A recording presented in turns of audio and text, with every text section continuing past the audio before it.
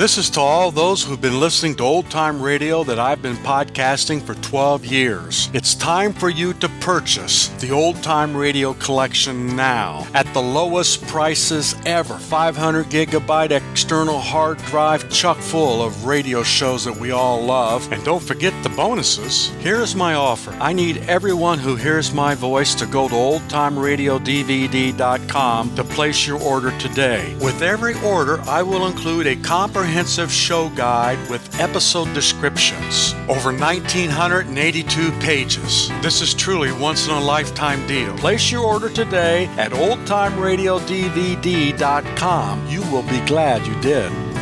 Radio 5, 4, 3, 2, 1. International Rescue are back on Radio 5. Thunderbirds are go. We daren't operate as International Rescue until this whole business is cleared up. What do you mean they'll be off the air for 4 hours? I just hope that one of our agents somewhere will find something. This is Agent 47 calling International Rescue Base. We make a fortune. At International Rescue, take the rap. Right. Penny, tell Parker to stand by with the rolls. Right, Jeff. SO3 from Search Control. Come in, please. We'll find them, boys. We've got to.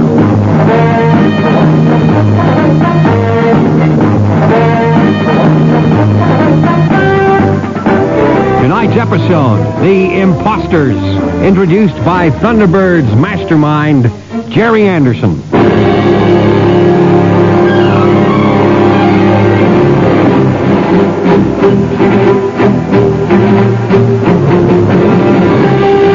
When we were making Thunderbirds, people would ask how it was possible to keep coming up with new ideas for stories. Contrary to popular belief, it always became easier to think of script ideas as the series progressed. I think this was because one developed a mental picture of the characters, the way they would behave in given circumstances, and of course, the capabilities of their hardware. One of the key format points in Thunderbirds was that the hardware was so advanced that other nations would pay a fortune for the secrets of the Thunderbird machines. At that time, the Cold War with Russia was in full swing, and not wanting to fuel the fire, I made sure the people who were after International Rescue secrets were never Russian. Their arch-enemy, the Hood, was an Oriental. Another key point in the format was to predict the future, and it is interesting that today's episode deals with testing missiles designed to destroy enemy missiles in space, just like those developed for the American Star Wars system. Today's program deals with the worldwide network of International Rescue's agents and features one of them, a hillbilly by the name of Jeremiah. I always thought the magic moment in the original episode was when he kicked his stove, but it transformed into a high-tech long-range radio, enabling him to speak direct to Jeff Tracy. Okay, Jeremiah, here we go. Let's see how you helped International Rescue tackle the imposters.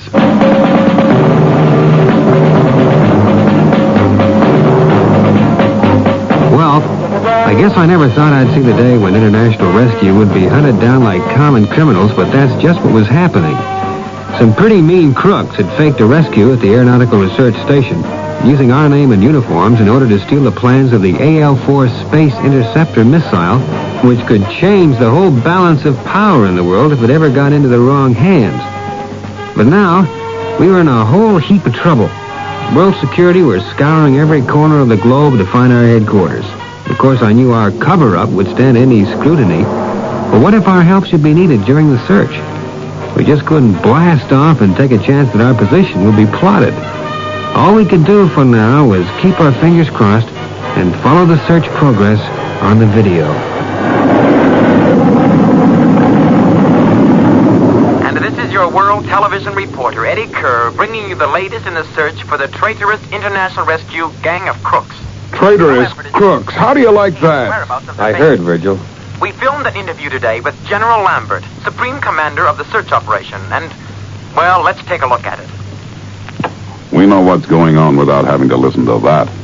What are their chances of finding us, Mr. Tracy? They won't find us, Tintin. We're too well hidden for that. They'll search the island, of course, but people have been here before. That's no problem.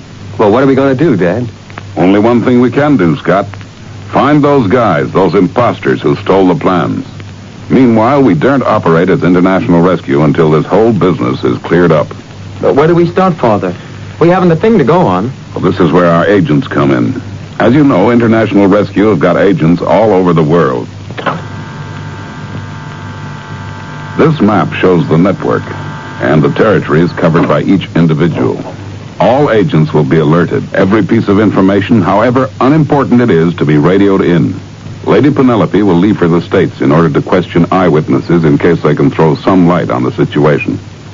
We'll find them, boys. We've got to.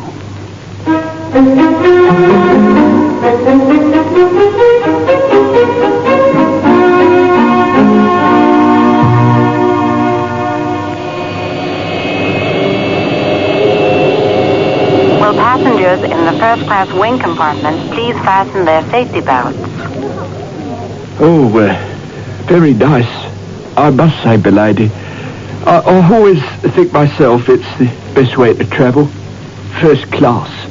Worth that bit extra. Oh, mind you, the service isn't quite what I would expect, but these young fellas don't have the training that I had. Quite, Parker. Quite.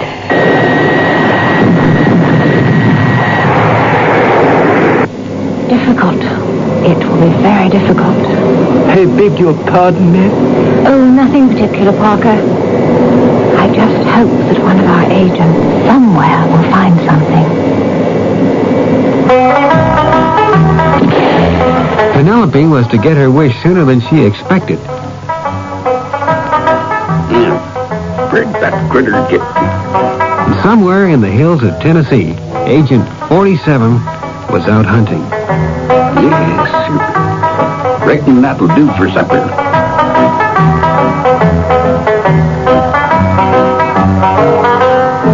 Strange. Mighty strange.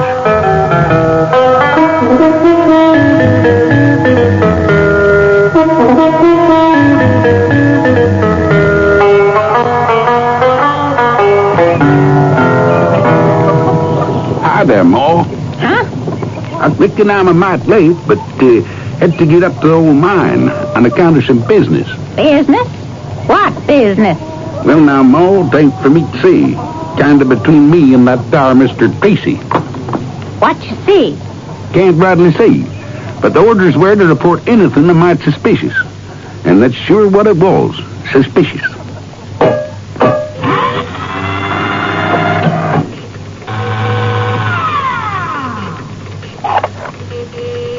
This is Agent 47 calling International Rescue Base. Go ahead, Agent 47. 47's call came through at the same time as a World Security Patrol called to search the island. Alan took it in the emergency control room. They gone, Father? They have for now, but my guess is they'll be back. Messages still coming in, Alan? Yeah. This one's from Agent 47. Sounded sort of hillbilly. 47. Oh, 47. Oh, Jeremiah. Yeah, he's a hillbilly, all right. Who the heck's that? Oh, he's quite a character. What's he got to say, anyway? Aircraft tire tracks. Open country. Could be an aircraft made a forced landing there. Not much to go on. File it, son. No action.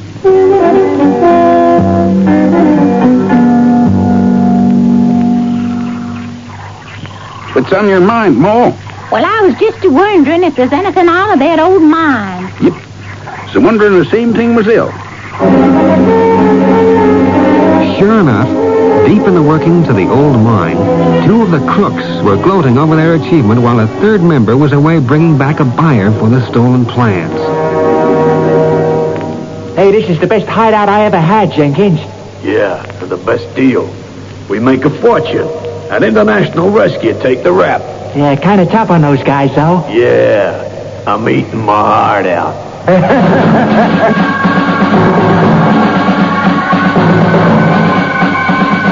That was the message I picked up, Dad. The space station watching for us in the whole Pacific area has closed down for 4 hours. Thanks, John. It doesn't make much difference. If we did manage to take off without being discovered, they'd track us on the return trip. Yeah, I guess so. Just thought I'd let you know. Sure. Oh, well, keep listening in. You may hear something to help us. Okay. How's it going down there anyway? We're plowing through the agent's reports, hoping for a lead. I wish you luck. Oh, at least we're not the only ones with troubles. What do you mean they'll be off the air for 4 hours? That was the message, sir. Tracking device DKO has broken down. Well, don't just stand there. Get them on the radio. I'll talk to them. Okay, that's it. I'll start with the antennae. Work right back through the system. Yeah, I'll do the same from this end. SO3 from search control. SO3 from search control. Come in, please. This is Space Observatory 3. Go ahead, search control. General Lambert for you. Lambert here. Now listen to me. I want that space station of yours fully operational in the shortest possible time. If not sooner. Is that clear? Yes, sir. We're just about to start, sir. I'm going to send Elliot out through the airlock. Then get to it, man. Get to it.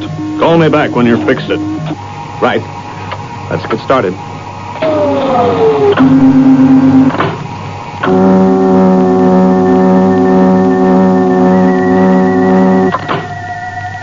Elliot couldn't know as he stepped through that airlock in his pressurized suit that there was a fault in his thruster pack, his only means of propulsion in space. A fault that was to set Father his biggest problem yet.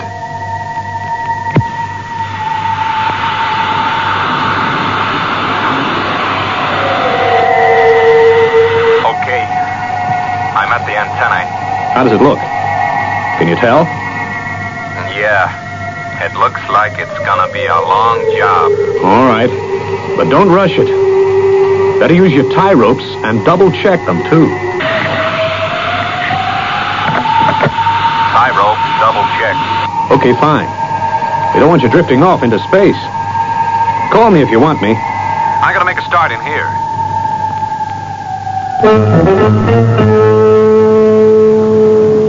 And after the rescue operation, the imposters made off in their aircraft in a south-southwesterly direction. Probably a blind. Although they wouldn't want to go too far out of their way. I checked the weather reports for that day. North and east are out. What sort of a jet was that again? Well, Eddie Kerr wasn't too certain. Probably an EJ-2. Well, that's not a long-range job. 1,000 miles at the most. So the imposters couldn't have had far to go to their base. It's not much to go on, but it suggests we'd be best to concentrate our attention on this area. Well, which agent covers that area, Father? 47. 47? Hey, Alan, didn't we have something from Jeremiah Tuttle? Yes, Father, we did. He reported seeing some aircraft tracks, remember? Yes, I do. Right, Penny, tell Parker to stand by with the rolls. I've got another mission for you. Right, Jeff.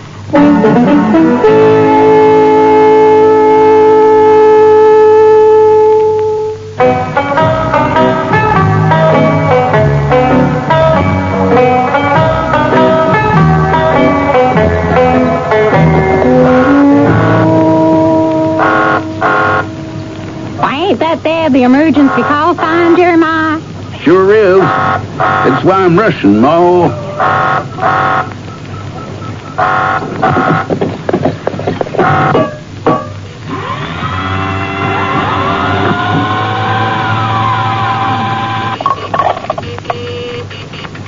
Go right ahead, Mr. Tracy, sir. That report of yours, Jeremiah, about the undercart tracks. Looks like there might be something in it. I'm sending our London agent to see you. Now, that's right doggone decent of you, Mr. Tracy. Don't have many visitors around these parts. Her name is Lady Penelope. I want you to meet her and give her all the help you can. She's going to investigate those tracks. Tain't trouble, is it, Jeremiah? Reckon it might be just that, Mo. Hale, how you going? I've finished out here. I've had to strip it right down, Elliot. There's still around 2 hours' work. Stand by the airlock. Sure.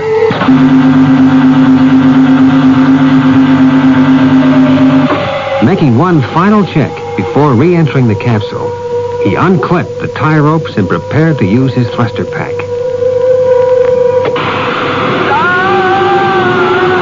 He could do nothing. It wouldn't switch off. He shot off into space like a rocket, over and over until the jets were exhausted.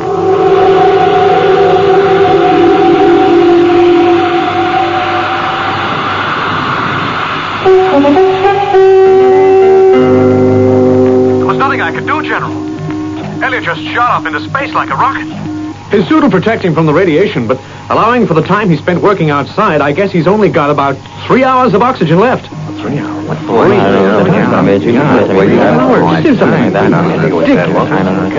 Well, there's no chance of you getting him back with the retro pack? None. He moved too fast for me to get a direction. The only chance he has is if you can get a rocket launched. Listen, Hale, you know as well as I do just how long it would take to get a ship to your sector. Yes, sir. It's ironic, but only international rescue would have been... International rescue? Suppose we just try and remember what this operation is all about, huh? Yes, sir. How long before you can get that satellite on tracking duty? An hour, sir. Then I suggest you get working. Elliot gave his life for the success of this detail. And I'm going to make sure it wasn't in vain. Message received. Thanks, John. But he's got just 3 hours up there. We've got to do something, Father. Alan, what can we do?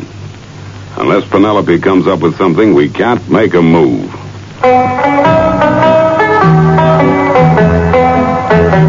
Right. Then that's our plan of action.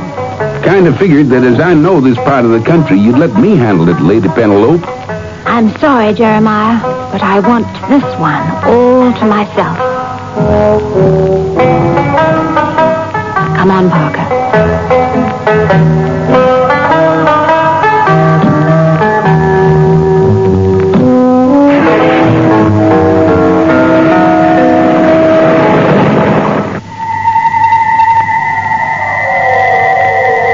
Meanwhile, somewhere in the emptiness of space, Elliot was trying without success to contact his partner. Hale, can you hear me? 1, 2, 3, 4, 5. Hello? But the range was too great for his small transmitter. All right, boys. Alan, Scott, we're going after him. The search is still on, Dad. I'm well aware of that. But it's just feasible that Penelope will clear us in time. If not, we'll take everything as it comes. The thing that matters is that we're the only ones with any hope of saving that guy in space. Alan, take Scott with you. Sure. We've left it late, but do your best to save him. Okay, away you go. I guess we knew all along what the decision would be when it came. But all the same, it was like a huge weight being lifted from us. Even though the outcome of this rescue could mean the end of Father's lifelong dream, and of all the hard work that we had all put into the organization. I joined Alan on the couch in the lounge, and immediately it sang through the floor, taking us on our way to the Thunderbird 3 silo.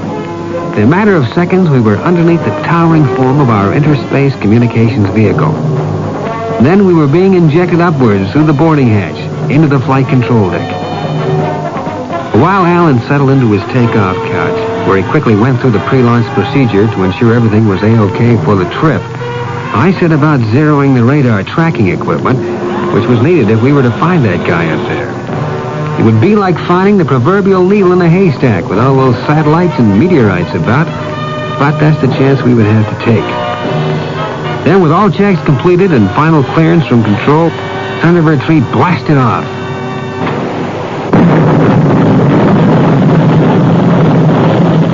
Through the roundhouse and up into space.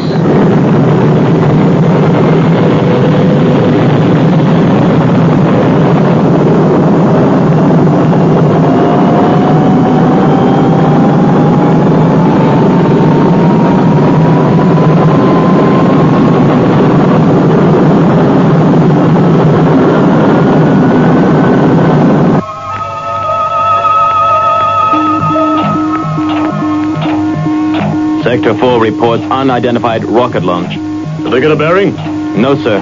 They didn't register till it was 2 miles up. I can't believe it's international rescue, but keep a close watch on it anyway. Yes, sir. They would have pinpointed that launch site if the satellite had been with us.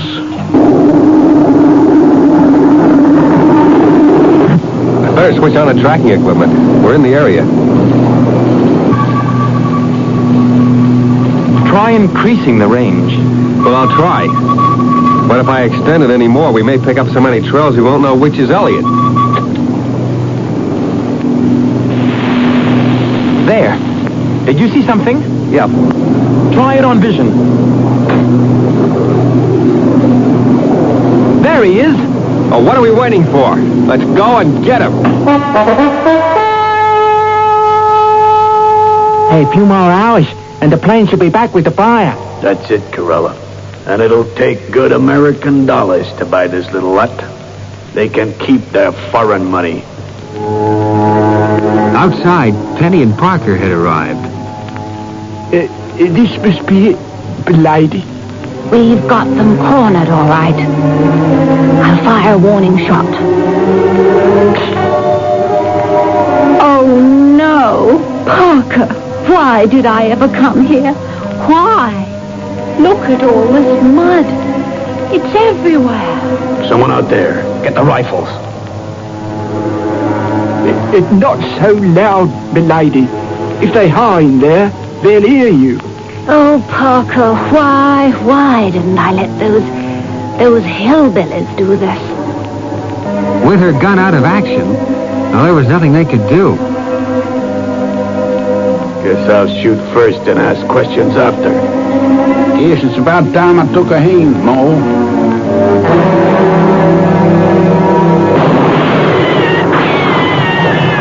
You better come on out of there and give yourselves up. Oh, Jeremiah, we thought someone was firing at us. They got us hemmed in, Jenkins. Maybe they have, but we don't give up that easy. Come and get us, wise guy. Oh, dear, they're going to make a fight of it, Jeremiah. Yep, kind of looks that way. Pass me those cans of beans, will you, Mo? Beans? But this is no time to eat. Eat? I guess you ain't been round these parts long enough to heard about Mo's beans, man. Jeremiah then did the oddest thing. He tossed the 2 cans of beans that Ma Tuttle handed him into the mine shaft.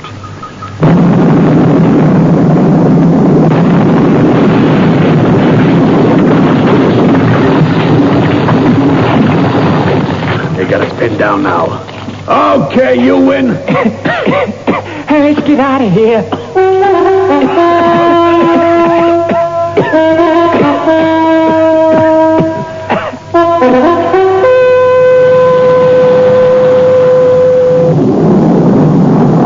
Well, this is where we say goodbye, Elliot.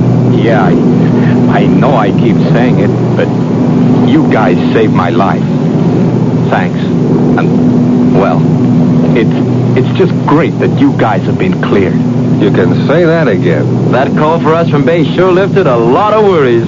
Well, there's no one better qualified than me to say it's terrific to see international rescue back in business. Boy, do we agree with that.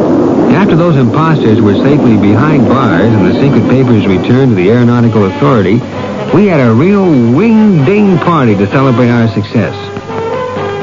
There's still one thing that puzzles me, though. Those beans.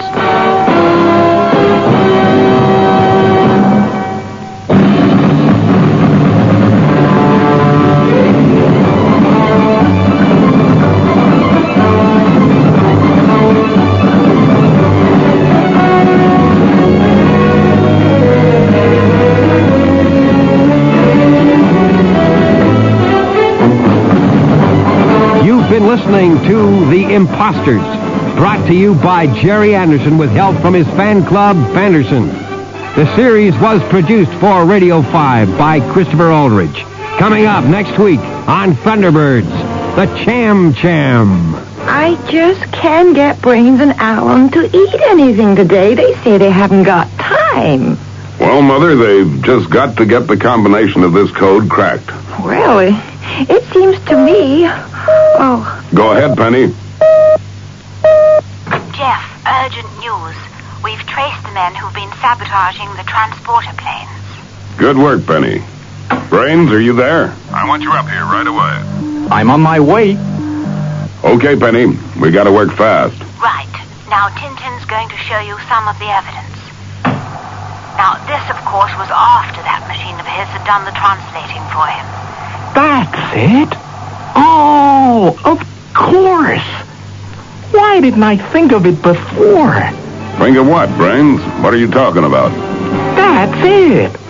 It's a cham-cham. A cham-cham? What's a cham-cham, Brains? That's next Monday. ETA 8:05 on Radio 5.